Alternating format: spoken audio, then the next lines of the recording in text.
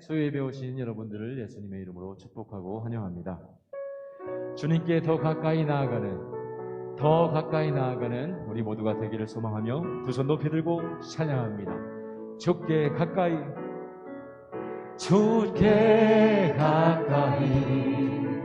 날 이끄소서. 간절히 주님만을 원합니다.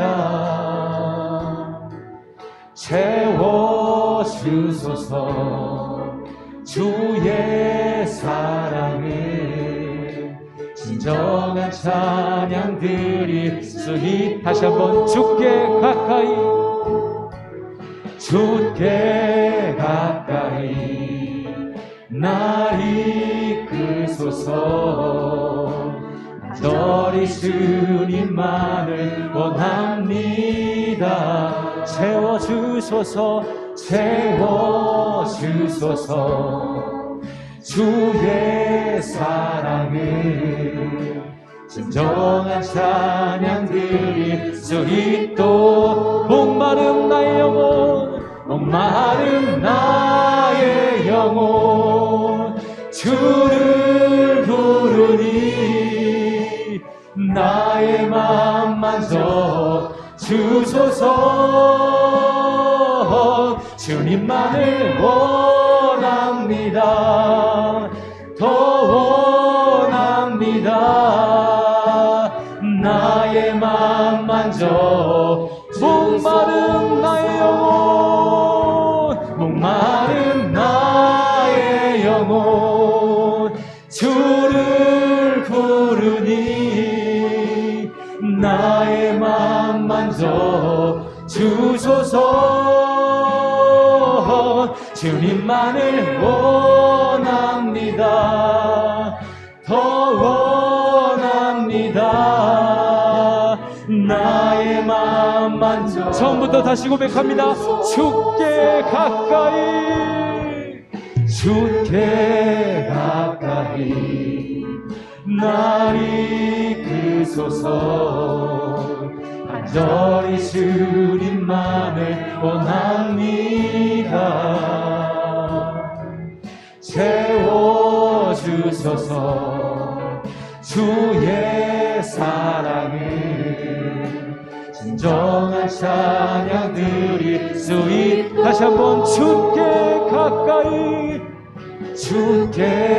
가까이 날 이끄소서. 간절히 주님만을 원합니다. 채워주소서. 주의 사랑을 진정한 찬양 드릴. 그 손 높이 들고 목마른 나의 영혼 주를 부르니 나의 맘 만져 주소서. 주님만을 원합니다. 원합니다. 나의 맘을 만져주시옵소서. 목마른 나의 영혼 주를 부르니 나의 맘 만져 주소서. 주님만을 원합니다. 더 원합니다. 나의 맘. 주님만을 원합니다. 목마른 나의 영혼 주를 부르니 나의 맘 만져 주소서. 주님만을 원합니다. 더 원합니다. 나의 맘 만져 주소서. 사랑이 많으신 하나님 감사드립니다. 어려운 상황 속에서도 예배자를 놓지 않고 각자의 자리에서 영상으로 예배드릴 수 있도록 허락하여 주심에 너무나 감사드립니다. 하나님, 우리가 예배드리는 가운데 하나님의 마음을 더 알아가길 소망합니다.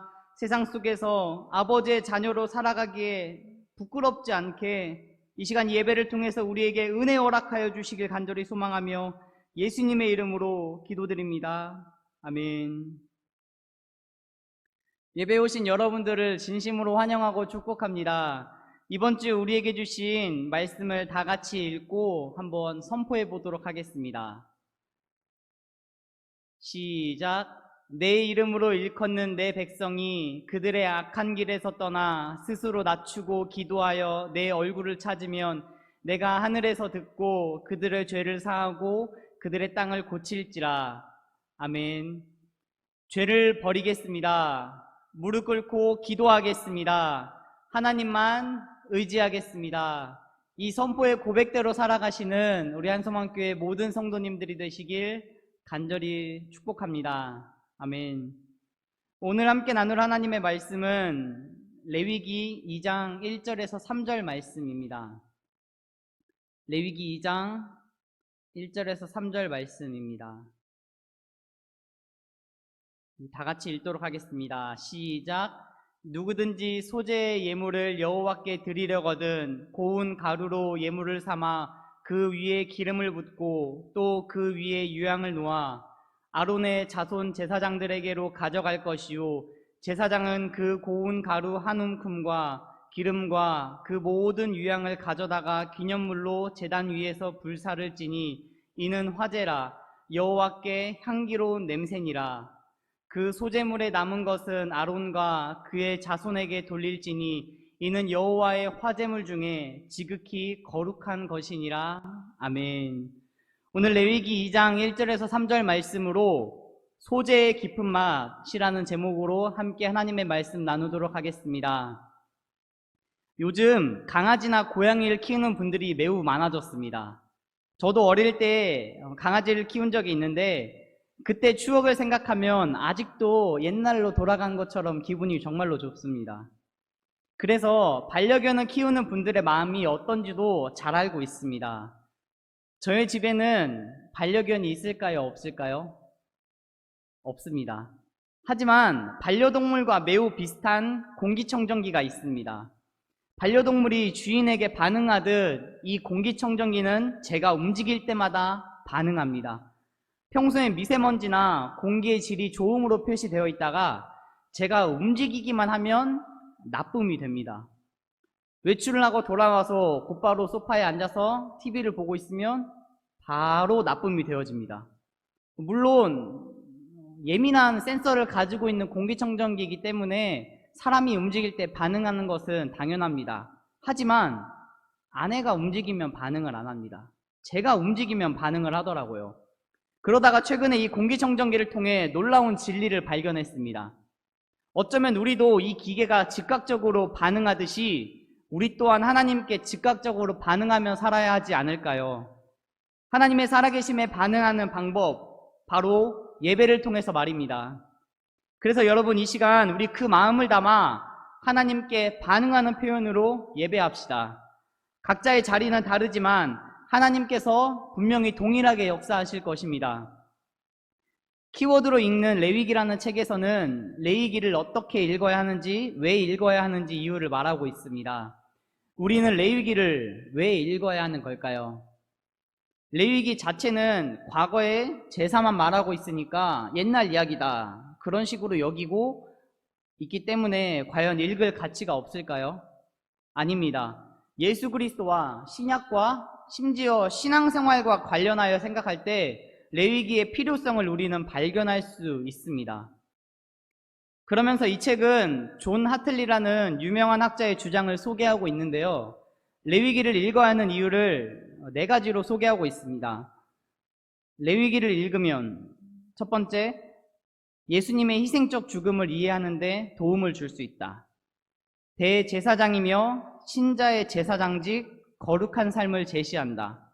세 번째, 성소이신 예수님께 나아가는 법, 성소인 교회, 몸된 교회를 지키는 법을 알 수 있다. 거룩한 삶의 요청에 잘 부응하기 위함이다. 이 네 가지를 이야기하고 있습니다. 여러분, 생각했던 것보다 깊은 메시지가 레위기에 담겨 있습니다.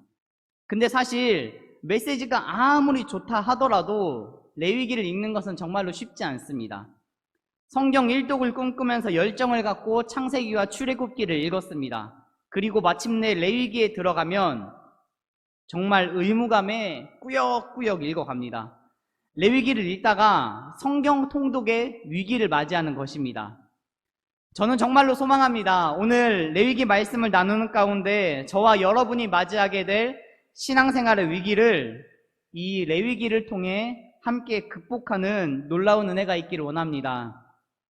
특별히 영상으로 예배드리는 그 자리에서도 레위기에서 나타나신 하나님이 동일하게 은혜 부어주시길 간절히 소망합니다. 레위기 1장에서 3장을 보면 희생제사가 나옵니다. 번제, 소제, 속죄제, 속건제, 화목제, 이 5가지 제사가 나오는데 보통은 짐승을 잡아서 태워 하나님께 드립니다. 그런데 혹시 이번 주 주일 예배에 오실 때 소나 양을 끌고 오신 분이 계신가요? 권사님, 가지고 오신 소가 자꾸 울어서 예배에 집중하기 어렵습니다. 밖으로 잠깐만 데리고 나가 주시겠어요? 집사님, 가지고 오신 양이 똥을 쌌는데 좀 치워주세요. 냄새가 나거든요. 이런 일이 있을까요? 아마 없을 것입니다. 만약에 구약처럼 우리가 예배를 드린다면 어떤 분은 소, 양으로 예배를 드리고 또 어떤 분은 비둘기를 들고 오실 것입니다. 그리고 장소가 제공이 되면은 목사님이 번제에 태워서 드렸을 것입니다. 그러면 한번 상상해 보십시오. 이 공간은 좀 표현이 그렇지만 아마 피비린내가 진동하게 될 것입니다. 지금은 하고 있지 않기 때문에 레위기를 읽으면 흥미가 안 생깁니다. 그게 사실입니다. 혹시 여러분 닭이나 아니면 다른 동물을 잡는 걸 본 기억이 있으신가요? 레위기에서는 양을 잡고 소를 잡고 연못소를 잡고 또 잡고 계속 잡고 있는데 우리는 아무런 감정 없이 그냥 읽고 있습니다. 그래서 레위기에다가 우리의 상상력과 동물을 잡는 걸 본 그 옛날 기억을 더 넣어서 레위기를 읽고 또 말씀에 한번 귀를 기울여 봅시다. 그렇게 하면 레위기가 훨씬 더 쉽게 다가올 것입니다.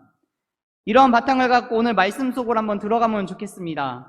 우린 구약의 5가지 제사를 알고 있습니다. 뭐가 있죠? 번제, 소제, 화목제, 속죄제, 속건제가 있습니다. 이 5가지를 크게 둘로 나눌 수가 있습니다. 반드시 하나님께 드려야 하는 의무제가 있는데 속죄제와 속건제가 있습니다. 그리고 나머지 3개, 번제와 소제와 화목제는 자원제입니다. 내가 드리고 싶으면 드려도 되고 또 드리지 않는다고 해서 문제가 되지 않습니다. 오늘은 자원제에 대해서 한번 살펴보고자 합니다. 그 중에서도 우리가 함께 읽은 레위기 2장에 나온 소제라고 하는 이 예배 방법, 제사 방법을 한번 살펴보기를 원합니다. 그래서 오늘 설교의 제목이기도 한데요. 소제의 깊은 맛을 우리가 함께 다 같이 느껴보면 좋겠습니다. 소제는 유일하게 5가지 제사 방법 중에 동물이 아니라 곡식으로 드리는 예배 방법입니다. 그래서 전 개인적으로 소제의 눈길이 정말로 많이 갔습니다. 만약에 오늘날에도 소제를 드린다고 하면 아마도 교회에 오실 때 쌀 한 가마니 밀이나 보리 한 가마니씩 들고 오셨을 것입니다. 그리고 하나님께 드립니다. 드리는 방법도 굉장히 다양한데요. 당시 농경 문화로 봤을 때는 쌀이 아니라 아마도 밀이나 보리를 드렸을 것으로 추정됩니다. 왜냐하면 그때 당시 사람들은 밀과 보리를 키웠기 때문에 이것들을 가져와서 하나님 앞에 예배하는 겁니다. 방법도 굉장히 다양합니다. 일단 곡물을 빻아서 생으로 드릴 수도 있고 요리를 해서 드릴 수도 있습니다. 화덕에 굽기도 하고 철판에 붙이기도 하고 솥에 삶기도 했습니다. 굉장히 독특하죠. 저는 이 부분을 읽으면서 정말로 다양하게 하나님께 드릴 수 있다고 생각했습니다. 그렇다면 소제가 가지고 있는 특징들을 우리가 조금 더 자세히 살펴보면 좋겠습니다. 왜냐하면 소제가 가지고 있는 특징을 자세히 보다 보면 우리가 예배와 신앙생활에 적용할 수 있는 아주 중요한 원칙들이 숨어 있습니다. 그래서 레위기가 성경 통독의 위기가 아니라 예배 생활과 신앙생활이 흔들리는 그 위기 속에서 우리를 구해주는 귀한 성경님을 함께 이 시간 체험했으면 좋겠습니다. 딱 두 가지를 살펴보기를 원합니다. 첫 번째로 소재는 누구에게나 열려 있다는 것입니다. 구약의 제사는 총 5가지가 있다는 것을 말씀드렸습니다. 이 중에서 의무적으로 드려야 하는 게 2가지 제사입니다. 속죄제와 속건제. 자, 이 중에서 빨갛게 표시된 속죄제를 한번 기억하시길 바랍니다. 두 번째로 자원에서 드리는 자원제에는 번제와 소제와 화목제가 있었습니다. 이 중에서 번제를 기억하십시오. 자, 속죄제와 번제, 이 둘의 공통점은 둘 다 짐승을 잡아 태워서 드립니다. 예를 들면 여러분이 번제를 드리거나 속죄제를 드려야 하는데 여러분이 부자면 소나 양이나 염소를 잡건 아무 문제가 없습니다. 근데 여러분이 가난합니다. 그러면 번제와 속죄제를 드리기 어렵습니다. 그렇지 않나요? 특별히 속죄제는 여러분이 죄를 지으면 반드시 드려야 하는 제사입니다. 근데 여러분에게 소나 양이나 염소를 살 돈이 없습니다. 그러면 이러한 동물들을 많이 살 수 있는 부자들만 죄 용서를 받을 수 있나요? 당연히 아니겠죠. 그래서 우리 하나님은 가난한 사람들도 어떻게든 하나님 앞에 나오게 하기 위해 방법을 제시하셨습니다. 뭐냐면 소제가 속죄제를 대신할 수 있도록 하신 것입니다. 이건 정말로 획기적인 것입니다. 이를 통해 누구든지 하나님 앞에 오도록 했습니다. 변명하지 못하도록 했고요. 아예 공개적인 방법으로 만들어 놓으셨습니다. 하나님, 저는 시간이 없고 가난하고 벌이가 없어서 하나님 앞에 나오기 어려울 것 같아요. 그런 사람들조차도 언제든지 하나님께 나올 수 있도록 허락하신 것입니다. 레위기 5장 11절에서 12절을 보면 속죄제를 소제가 대신한다는 걸 아주 자세하게 설명하고 있습니다. 제가 읽어드리겠습니다. 만일 그의 손이 산비둘기 2마리나 집비둘기 2마리에도 미치지 못하면 그의 범죄로 말미암아 고운 가루 10분의 1 에바를 예물로 가져다가 속죄 제물로 드리되 이는 속죄제인즉 그 위에 기름을 붓지 말며 유향을 놓지 말고 그것을 제사장에게로 가져갈 것이요 제사장은 그것을 기념물로 한 움큼을 가져다가 제단 위에 여호와의 화제물 위에 불사를 찌니 이는 속죄제라. 아멘. 무슨 말입니까? 소제가 속죄제를 대신할 수 있다는 겁니다. 여기에는 누구든지 내 앞에 왔으면 좋겠어 라고 하는 하나님의 마음이 담겨져 있습니다. 하나님은 누구든지 자기에게 나오는 자를 막지 않으십니다. 길을 열어놓으셨다는 거죠. 그래서 우리도 사회적 지위가 높건 부자이건 가난하건 이런 거 다 내려놓으시고 주님 앞에 나아갈 때는 그냥 똑같은 한 영혼이라는 것을 기억하셔야 합니다. 만약에 우리가 구약처럼 예배를 드렸다면 당연히 하나님 앞에 드리는데 어느 누구가 소 한 마리 하나님께 태워서 드리고 싶지 않겠습니까? 근데 하나님께서는 그걸 개의치 않으시고 다 똑같이 생각하십니다. 누구나 내 앞에선 똑같은 한 영혼이다. 권사든 장로든 목사든 신앙생활 10년 했든 50년 했든 어제 믿었든 오늘 믿었든 다 똑같은 한 영혼으로 보신다고요. 이게 바로 소제의 정신 속에 숨어 있습니다. 이러한 소제의 의미를 생각하면서 누가복음 21장에 나오는 과부의 이야기를 한번 살펴볼까요? 누가복음 21장 1절에서 4절 말씀입니다. 예수께서 눈을 들어 부자들이 헌금함에 헌금 넣는 것을 보시고 또 어떤 가난한 과부가 2렙돈 넣는 것을 보시고 이르시되 내가 참으로 너희에게 말하노니 이 가난한 과부가 다른 모든 사람보다 많이 넣었도다. 저들은 그 풍족한 중에서 헌금을 넣었거니와 이 과부는 그 가난한 중에서 자기가 가지고 있는 생활비 전부를 넣었느니라 하시니라. 아멘. 과부는 자신의 생활비 전부를 넣었다고 말합니다. 생활비라고 표현된 단어 비오스는 삶, 생명, 그리고 생존을 위해 필요한 자원을 뜻합니다. 즉, 자기가 이 돈을 내면 죽을 수도 있는 상황인데 생활비인 2렙돈을 드렸습니다. 현재 돈으로 환산해보면 약 1,000원에서 2,000원 정도 됩니다. 그렇게 가난하고 힘든 과부가 성전에 들어가기 위해, 교회에 들어가기 위해 전부를 넣어야 했습니다. 물론 여기에서도 교훈을 얻을 수가 있습니다. 과부가 얼마나 하나님을 만나고 싶었으면 자기의 생명을 집어넣었을까? 이런 교훈을 얻을 수 있습니다. 여러분과 저도 예배 자리에 나올 때 이 정도의 결단이 있기를 소망합니다.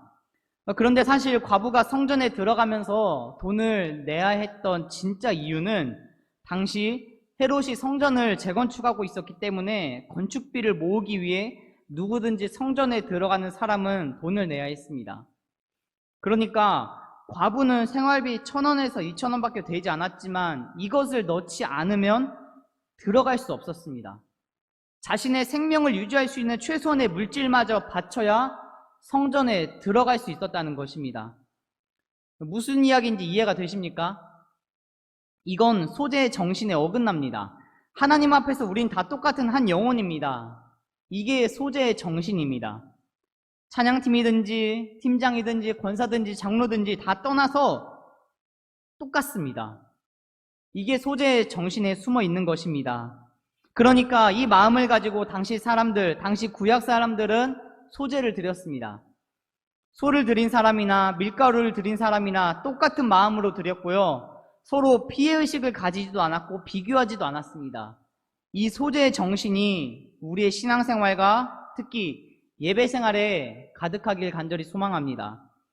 마지막 2번째, 어떤 곡식이든지 첫 수확을 거두게 되면 그건 소재로 드려야 했습니다.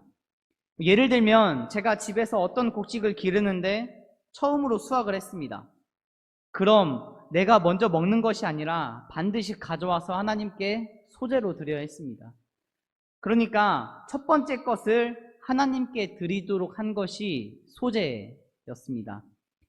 여기선 아주 놀라운 특징이 숨어 있는데 이스라엘 사람들에게 첫 번째 것은 단순히 제일 먼저라는 것만을 이야기하지 않습니다. 이스라엘 사람들에게 첫 번째 것은 전부를 의미합니다. 내가 첫 번째 것을 드렸다. 이건 하나님께 나의 전부를 드렸다는 것을 의미합니다. 그래서 출애굽기에 보면 10가지 재앙이 있지 않습니까? 거기서 마지막 10번째 재앙이 장자의 죽음입니다. 단순히 첫 번째 난 것, 장자가 죽었다는 게 아닙니다. 하나님은 장자를 죽이심으로 애굽 전체를 죽이신 것과 같았습니다. 그래서 소재를 드린다는 것은 첫 번째 것을 드리는 것이고 이 첫 번째를 드린다는 것은 나의 전부를 드린다는 것을 의미합니다. 그래서 우린 하나님이 나의 공급자입니다. 나의 전부입니다. 나의 모든 것입니다. 나의 생명입니다. 이렇게 고백할 수 있을 것입니다. 소재에 관한 이 말씀이 처음 주어졌을 때는 광야 생활을 할 때였습니다. 광야 생활은 농사를 짓지 않았습니다. 그러니까 소재를 드리기 어렵습니다. 그런데 가나안 땅에 들어가기 몇십 년 전에 이 말씀을 주신 것입니다. 나중에 정착해서 곡식을 심게 되면 그 첫 번째 것은 반드시 나에게 바쳐라 라고 하나님께서 강조해서 주신 것입니다. 왜 그럴까요? 단순합니다. 이게 바로 사람의 마음이기 때문입니다. 사람은 반드시 모든 걸 다 자기의 것이라고 우기게 되어 있습니다. 왜 하나님은 곡식을 심을 수도 없는 그런 척박한 상황 속에서 이 말씀을 주신 겁니까? 이 말씀을 미리 심어 놓으신 것입니다. 사람을 모든 걸 다 자기 거라고 우기는 교만한 존재입니다. 여러분도 그렇고 저도 그렇습니다. 조금만 잘 되면 내가 잘나서 그런 줄 압니다. 내가 돈을 잘 벌면 내가 능력이 뛰어나고 다 내 거라고 생각합니다. 이게 바로 사람입니다. 신명기 8장을 보면 우리는 잘 알 수 있습니다. 신명기는 모세의 고별 설교이기도 한데요. 뭐라고 하는지 신명기 8장 17절에서 18절을 다 같이 읽어보겠습니다. 시작. 그러나 내가 마음에 이르기를 내 능력과 내 손의 힘으로 내가 이 재물을 얻었다 말할 것이라. 내 하나님 여호와를 기억하라. 그가 내게 재물 얻을 능력을 주셨음이라. 이같이 하심은 내 조상들에게 맹세하신 언약을 오늘과 같이 이루려 하심이라. 아멘. 소제는 이 정신을 다시 한 번 더 일깨워 주는 겁니다. 첫 번째 것을 드리면서 하나님이 다 이루셨습니다. 하나님이 나의 전부이십니다. 하나님이 나의 모든 것입니다. 이렇게 고백하는 것입니다. 이 소제의 정신을 우리 생각과 또 마음속에, 삶 속에 깊이 새기시길 간절히 소망합니다. 소제는 유일하게 곡식을 드리는 제사 방법입니다. 이 소제에는 두 가지 특징이 있는데요. 첫 번째, 속죄제를 대신하여 소제를 드릴 수 있으므로 누구에게나 열려 있다는 것입니다. 즉, 누구나 하나님께 나올 수 있습니다. 그래서 가난한 사람들조차도 언제든지 하나님께 죄를 고백하며 죄 씻음을 받을 수 있습니다. 두 번째로, 처음 난 것을 드리는 소제를 통해 모든 것의 주인이 하나님이시라고 고백할 수 있어야 합니다. 광야에서 가나안 땅에 들어가게 되면 처음 수확한 것을 하나님께 드리라는 그 말씀을 통해 주님은 나의 공급자입니다. 주님은 나의 모든 것입니다. 전부입니다. 라고 우리도 함께 고백할 수 있어야 합니다. 그럴 때 진정한 소제를 우리의 삶으로 살아내는 것입니다. 이 소제의 깊은 맛을 제대로 깨닫고 예배하기를 원합니다. 누구나 하나님을 만날 수 있게 열어놓으신 그 은혜를 깊이 체험하기를 원합니다.